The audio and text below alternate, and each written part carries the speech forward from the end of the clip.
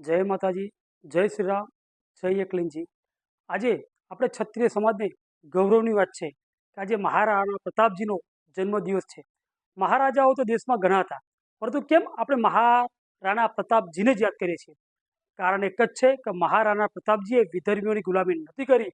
મહારાણા પ્રતાપ વિધર્મીઓ સામે ઝૂક્યા નતા।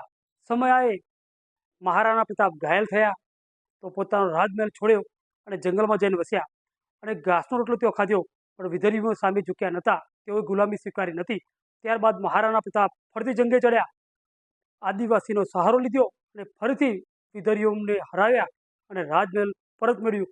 એવી રીતે હું દરેકે દરેક ક્ષત્રિય સમાજ તેમજ અન્ય સમાજને પણ કહેવા માંગુ છું કે આપણે કોઈની ગુલામી કરવાની નથી। જે માણસ દિવસના 2 લાખ રૂપિયા કમાતો હોય તે પણ 2-5 રોટલી જ ખાતો હશે। જે માણસ ભીખ માગતો હશે એ પણ દિવસની 2-5 રોટલી જ ખાતો હશે।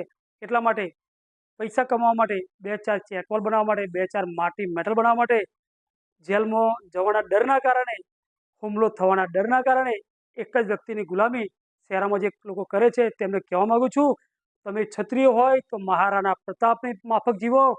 ડર કે આગે જીત હૈ, હાર કે બાદ જીત હૈ।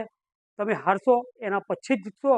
મને એક વાતનું દુઃખ થાય છે કે દરેક જિલ્લામાં મહારાણા પ્રતાપનું સ્ટેચ્યુ છે, પરંતુ ફક્ત શહેરા તાલુકામાં જ મહારાણા પ્રતાપનું સ્ટેચ્યુ નથી। શું શહેરા તાલુકામાં 80% વસ્તી ક્ષત્રિય સમાજની હોય તો શું તમને ક્ષત્રિય હોવાનું ગૌરવ નથી? જો મને ક્ષત્રિયોનું ગૌરવ છે, પંચમહાલ જિલ્લામાં ક્ષત્રિયોનું ગૌરવ છે, ગુજરાત રાજ્યના ક્ષત્રિયોનું ગૌરવ છે કે મહારાણા પ્રતાપની જન્મદિવસ છે, તો દરેકને ગૌરવ હોય તો શું શહેરા તાલુકાના ક્ષત્રિયોનું ગૌરવ નથી? ફરીથી કહેવા માંગુ છું, કોઈનાથી ડરતા નહીં, કોઈનાથી ઝૂકતા નહીં।